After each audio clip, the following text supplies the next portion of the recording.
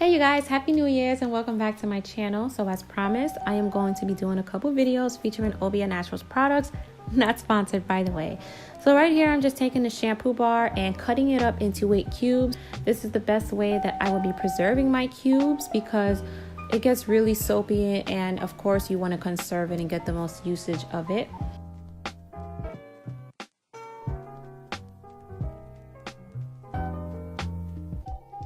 So you can see in the next clip, I have my hair separated into small sections.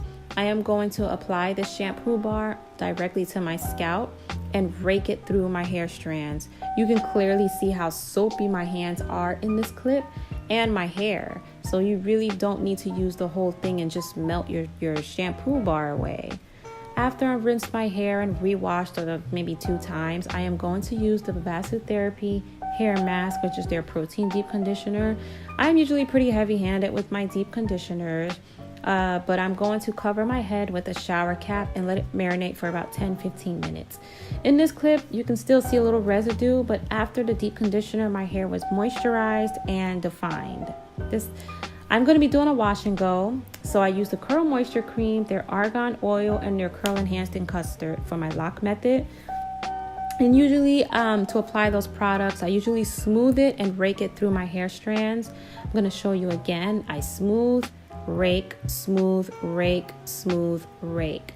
And that's usually all I need to do to get definition most of the time when I do the back half of my hair. And you can see how it looks.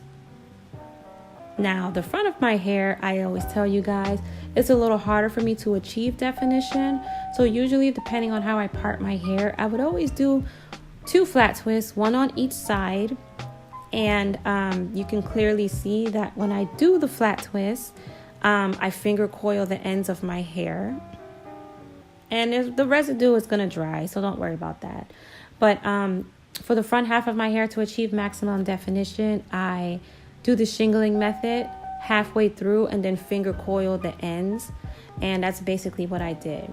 Now this video is just showing you me using the products and basically what I do when I wash my hair and do a wash and go. I usually don't do it in the shower though. The next video I'm going to show you guys how my hair looked when it was completely dry and what I did to preserve it for the next 5 days. And you can also expect some product reviews, so I didn't want to touch on the products in this video. I wanted to keep it strictly on just the updated wash routine and wash and go.